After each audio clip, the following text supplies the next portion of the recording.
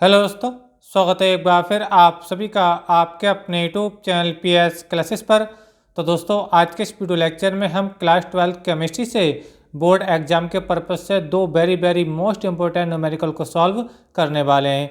दोस्तों, जैसा कि आप लोग जानते हैं कि हम क्लास 12 केमिस्ट्री, फिजिक्स और बायोलॉजी के केवल उन्हीं क्वेश्चनों का वीडियो अपलोड कर रहे हैं जो आपके बोर्ड एग्जाम के लिए वेरी मोस्ट इंपॉर्टेंट हैं। तो दोस्तों, यदि आप 12th क्लास में हैं और इस बार आप बोर्ड एग्जाम देने वाले हैं तो आप लोगों से मेरा विशेष रिक्वेस्ट यही है कि एक बार हमारे चैनल को सब्सक्राइब जरूर करें। चैनल को सब्सक्राइब करने के साथ साथ बेल आइकन यानी घंटी का बटन जरूर दबाएं ताकि जैसे जैसे कंटिन्यू हमारी वीडियो आए उनका नोटिफिकेशन आप लोगों से में से मिलता रहे। तो आइए दोस्तों, बिना किसी देरी के शुरू करते हैं वीडियो लेक्चर को, समझते हैं पहले क्वेश्चन को। तो देखिए बच्चों, क्वेश्चन आपकी स्क्रीन पर है। क्वेश्चन है, सिद्ध कीजिए कि प्रथम कोटि की अभिक्रिया का अर्ध आयुकाल अभिकारक की प्रारंभिक सांद्रता पर निर्भर नहीं करता है। यानी बच्चों, हमें इसके अंदर ये प्रूव करके दिखाना है कि जो फर्स्ट ऑर्डर रिएक्शन होती है, जो प्रथम कोटि की अभिक्रिया होती है, तो उसका जो अर्धायु काल होता है वो अभिकारक की प्रारंभिक सांद्रता पर निर्भर नहीं करता है। तो चलिए देखिए, अब इसका सॉल्यूशन समझते हैं। देखिए, तो देखिए सॉल्यूशन लगाते हैं। यहाँ से बच्चों बहुत ही आसानी है क्वेश्चन है, और एक बार वीडियो लेक्चर आप देखेंगे आपको पूरा कॉन्सेप्ट क्लियर हो जाएगा। ठीक है, तो पहले हम लिखेंगे बच्चों प्रथम कोटि की अभिक्रिया के लिए समाकलित वेग समीकरण क्या होता है। देखिए लिखते हैं। देखिए, प्रथम कोटि की अभिक्रिया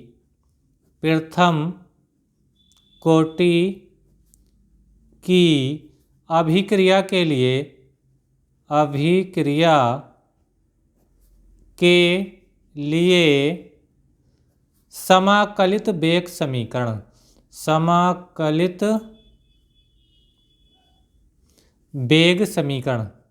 समाकलित वेग समीकरण क्या होता है। देखिए लिखेंगे। देखिए होता फार्मूला होता है K बराबर 2.303 upon T log base 10 A upon A minus x.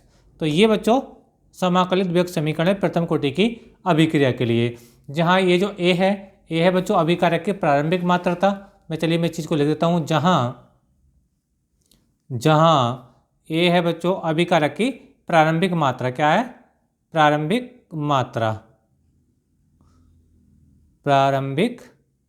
मात्रा। ठीक है, और ये जो बच्चों A माइनस एक्स है ये है बच्चों शेष मात्रा। A माइनस एक्स बच्चों क्या है? ये है शेष मात्रा। ठीक है, चलिए अब देखिए इसको आगे समझते हैं। अब बात करेंगे बच्चों हम प्रथम कोटि की अभिक्रिया से। ठीक है, प्रथम कोटि की अभिक्रिया के अर्धायुकाल से। तो देखिए अर्धायुकाल की परिभाषा से हम क्या समझेंगे। देखिए लिखेंगे अर्धायुकाल की परिभाषा से। अर्धायुकाल की परिभाषा से। ठीक है, यहाँ पे क्या लिखेंगे, जो आपका टी दिख रहा है ना, तो टी की जगह बच्चों हम लिखेंगे टी हाफ। मैं चलिए लिख के दिखाता हूँ आप लोगों को। तो टी की जगह लिखेंगे बच्चों हम क्या लिखेंगे, टी हाफ। हाफ मतलब 1/2 अर्धायु की परिभाषा के अकॉर्डिंग। ठीक है, क्योंकि अर्धायु वाले को हम टी हाफ से लिखते हैं। और ये जो बच्चा आपका A माइनस एक्स है इसको हम लिखेंगे बच्चों A/2 यानी प्रारंभिक मात्रा का आधा। ठीक है, यानी A माइनस एक्स को हम बच्चों क्या लिखेंगे, हम लिखेंगे A/2 लिखेंगे। ठीक है, चलिए अब दोनों वैल्यू का फार्मूला लगा दीजिए। तो देखिए लगाते हैं। देखिए तो K बराबर हो जाएगा, K बराबर 2.303 अपॉन, देखो यहाँ T है तो T की जगह लिखेंगे हम टी हाफ लिखेंगे अर्धायुकाल की परिभाषा से। ठीक है, अच्छा log बेस 10। ठीक है, और देखो ये जो आपका A है प्रारंभिक मात्रा आपकी बच्ची ये ऐसी रहेगी A, लेकिन ये जो A माइनस एक्स है जो शेष मात्रा है इसको हम क्या लिखेंगे A/2 लिखेंगे। तो A/2 लिखेंगे तो बच्चों ये जो A/2 है तो 2 पलट के बच्चों ऊपर पहुंच जाएगा। ठीक है, तो यहाँ से ये बच्चे कैंसिल आउट हो जाएगा। समझ में आ रहा है आप लोगों को मेरी बात। चलिए देखिए आगे इसको समझाता हूँ आप लोगों को। तो ये K बराबर हो जाएगा देखिए आपका 2.303 upon T half log base 10 और ये 2। ठीक है, अब ये जो बच्चों log बेस 10 2 होता है, ठीक है, इसकी वैल्यू आपको पता होना चाहिए, और नहीं है तो अब देखिए मैं आपको बता देता हूँ। ठीक है, तो लिखेंगे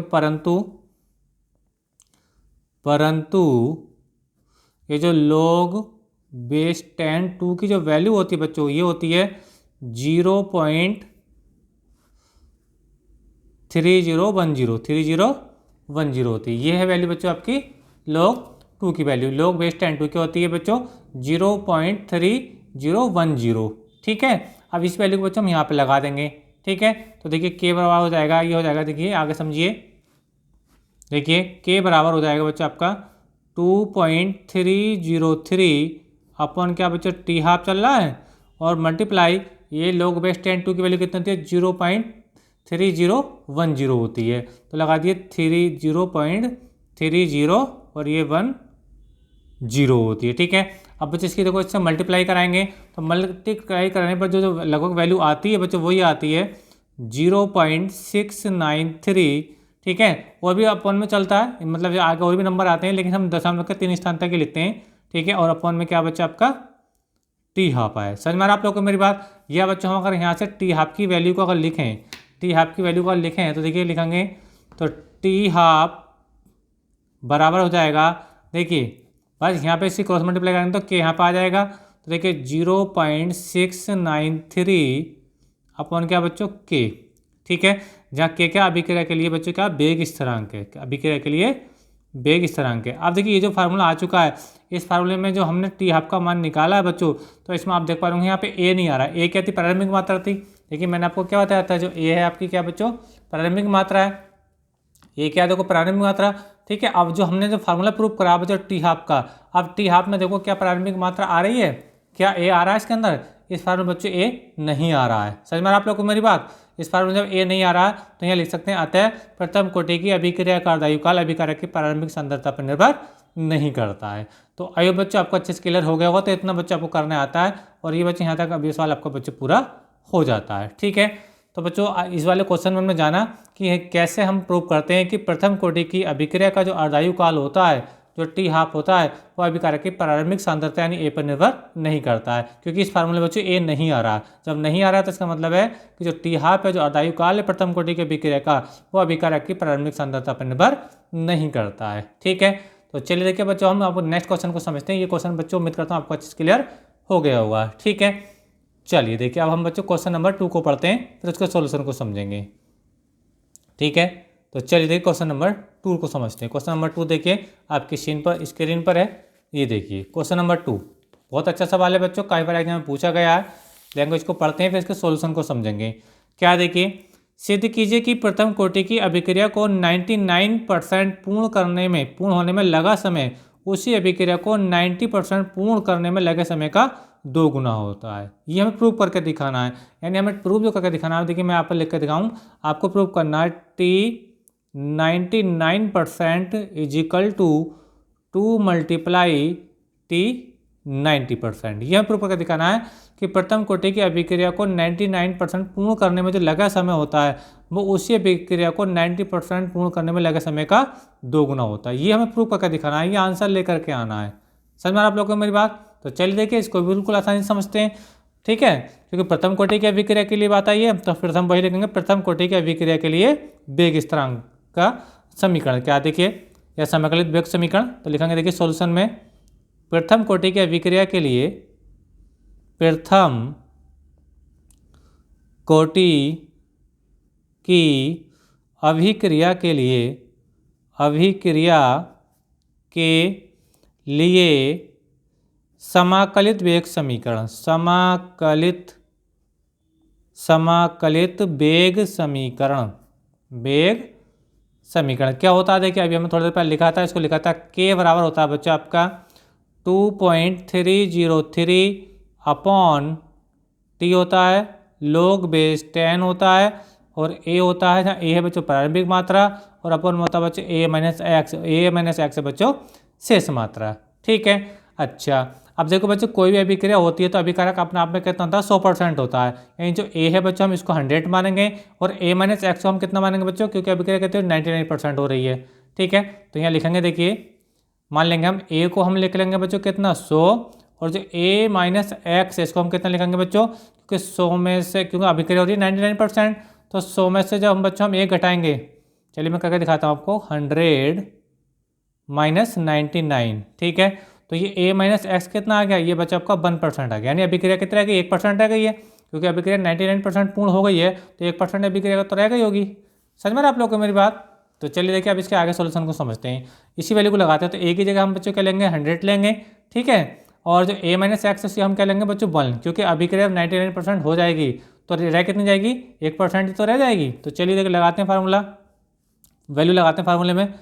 k बराबर 2.303 अपॉन टी लिखा ना, टी की जगह हम लिखेंगे 99 समझने के लिए, ठीक है। अच्छा log बेस 10 ए की जगह बच्चों हम कितने लेंगे 100 लिखेंगे, कितने लेंगे बच्चों 100, और a माइनस एक्स कितना लिखेंगे बच्चों हम 1 लिखेंगे, कितना लिखेंगे 1, तो ये 1 हो जाएगा, ठीक है। अच्छा 100 को लिख सकते हैं हम 10 की घात 2, देखिए 2.303 अपॉन टी 99% log बेस 10, ठीक है। ये 100 है ना, क्योंकि 1 से भाग करके तो 100 ही रहेगा, और 100 को लिख सकते हैं बच्चों हम 10 की घात 2 लिख सकते हैं। समझ में आप लोगों को मेरा, क्योंकि 100 स्क्वायर होता है 10 का। तो आगे देखिए, अब ये जो 2 है बच्चों ये आगे आ जाएगा, कहाँ जाएगा इसके मल्टीप्लाई में आ जाएगा, यहाँ पे आगे देखिए तो लिखेंगे क्या हो जाएगा, कंडीशन देखिए आगे समझिए, क्या हो जाएगा k बराबर 2.303 और t 99% मल्टीप्लाई 2। अब ये क्या बचेगा, देखो इतना बचेगा, ये log 10 बेस 10 ये बचेगा ना, इतनी वैल्यू बचेगी, और इसकी वैल्यू कितनी होती है बच्चों 1 होती है, कितनी होती है 1, मैं आपको बता दूं आपको, log बेस 10 और ये 10 होता है तो इसकी वैल्यू कितनी होती है बच्चों 1 होती है, कितनी होती है 1 होती है, ठीक है। तो ये अब ये यहाँ 1 तो ये 2 तो आगे आ गया, देखो समझ में आ रहा है, तो यहाँ 1 लिखने का कोई फायदा है नहीं, तो इसको समीकरण बच्चों हम 1 कह देते हैं, समीकरण नंबर 1 कह देते हैं, ठीक है। अच्छा अब बात करेंगे जो अभिक्रिया कितनी हो रही है 90% पूर्ण हो रही है, इसकी वाली समीकरण बताएगी ना। अब देखो पुनः यही फार्मूला लगाया जाएगा, ए की जगह हम 100 लेंगे और a माइनस एक्स से कितने लेंगे, क्योंकि अभिक्रिया अब 90% हो रही है तो 10% शेष रह जाएगी, ठीक है। तो देखिए मैं आगे करके दिखा रहा हूँ आप लोगों को, देखिए पुनः फार्मूला क्या होता है, k बराबर 2.303 अपॉन टी, अब टी 90 ले लेंगे, सॉरी 90 ले लेंगे क्योंकि 90% अभिक्रिया हो रही है, ठीक है, log बेस 10 और अपॉन ए की जगह तो हम बच्चों 100 ही लेंगे, लेकिन अब की बार अभिक्रिया कितनी हो रही है 90% पूर्ण हो रही है, तो शेष कितनी रह जाएगी, शेष 10% रह जाएगी, ठीक है। तो a माइनस एक्स का बच्चों हम कितना ले लेंगे 10 ले लेंगे, समझ में आ रहा है आप लोग को मेरी बात, ठीक है। यानी यहाँ पे a बराबर हमने लिया है कितना 100 और a माइनस एक्स का कितना लिया हमने 10 लिया है, क्यों, क्योंकि अभिक्रिया कितनी हो रही है, अभिक्रिया आपके बच्चों 90% हो रही है तो शेष कितनी रहेगी 10% तो रह जाएगी, समझ में आ रहा है। अच्छा इसको यहाँ से कल्ट कर लीजिए, तो 10 से इसको भाग लाएंगे तो 10 बार आ जाएगा, ठीक है। आगे देखिए आगे सॉल्व कर देते हैं, तो ये हो जाएगा k बराबर 2.303 अपॉन टी 90%, अब देखिए log बेस 10 ओके 10 बार कट गया तो ये देखो 10 ही आ गया। अब देखो इसकी वैल्यू कितनी होती है 1 होती है, जब भी मैंने अभी आपको बताया था, देखो log बेस 10 और 10 होता है ना, तो इसकी वैल्यू कितनी होती है 1 होती है, तो ये अब क्या हो जाएगा, ये फिर से क्या हो जाएगा बच्चों 1 के इक्वल हो जाएगा, कितना हो जाएगा बच्चों 1 के इक्वल हो जाएगा। जब 1 के इक्वल हो जाएगा तो देखिए हम लिख सकते हैं इसको k बराबर 2.303 अपॉन टी 90%, और यहाँ 1 लिखने का कोई फायदा है नहीं, समझ में आ रहा है, 1 लिखो 1 छोड़ा कर तो ये आ जाएगा, तो ये समीकरण बच्चों 2 हो जाएगी, ठीक है। अच्छा अब समीकरण 1 और 2 से चलेंगे, समीकरण 1 और 2 से, तो समीकरण 1 और 2 में देखो ये यहाँ भी क्या आ रहा है यहाँ भी क्या आ रहा है, तो ये तो कैंसिल आउट हो जाएगा, ठीक है। इसकी जो आर एच है बच्चे इसको हम आमने सामने रख के सॉल्व कर देंगे, तो लिखेंगे समीकरण 1 व 2 से, समीकरण 1 व 2 से। अब देखिए समीकरण 1 में क्या है, देखिए यहाँ पे आप देख पा रहे होगे, ये समीकरण 1 यहाँ पे देखिए ये है ना, ये देखो आप क्यों को नहीं लिखेंगे, के तो दोनों साइडों में आ रहा है, ठीक है। तो ये लिखिए 2.303, ठीक है, और अपॉन क्या बच्चों आपका टी 99% है, थोड़ा ऊपर से देखिए दोबारा, तो देखिए समीकरण 1 व 2 से 2.303, ठीक है, अपॉन में क्या बच्चों टी 99, ये यहाँ पे देखिए वाली यहाँ से, समझ में आ रहा आप लोगों को, ये समीकरण यहाँ से लिख रहा हूँ मैं, ठीक है, यहाँ से देखिए यहाँ से, ठीक है, समझ में आ रहा आप लोगों को मेरी बात, यहाँ से देखिए है ना, ये वाला जो 2 आपका ये 2 ही आ जाएगा, ये 2 बच्चों आपका ये आ गया बराबर, ठीक है। अब समीकरण 2 में देख लीजिए, समीकरण 2 में 2.303 अपॉन क्या बच्चों आपका टी 90% है, टी 90% है, ठीक है। अच्छा देखो यहाँ से ये वाली वैल्यू बच्चों भी पूरी तरीके से कट जाएगी, सेम वैल्यू है, ठीक है।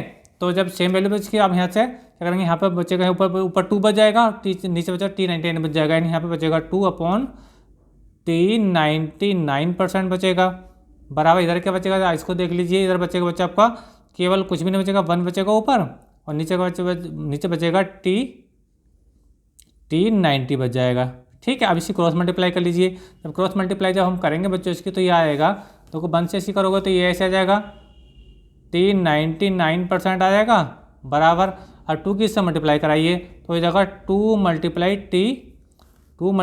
टी 90%। ठीक है, तो बच्चों यही हमें प्रूव करना था, यही तो प्रूव करना था जो मैंने आपको स्टार्टिंग में बताया था। ठीक है, क्या बताया था कि किसी रासायनिक अभिक्रिया को, प्रथम कोटि की अभिक्रिया को 99% पूर्ण करने में लगा समय उसी अभिक्रिया को 90% पूर्ण करने में लगे समय का 2 गुना होता है। ठीक है, तो देखो यहाँ तक बच्चे आपका पूरा तरीके से कंप्लीट सवाल हो चुका है। ठीक है, तो देखिए जो मैंने आपको स्टार्टिंग में बताया था बच्चों वही है वहाँ पे आप इसका सोल्यूशन आ चुका है।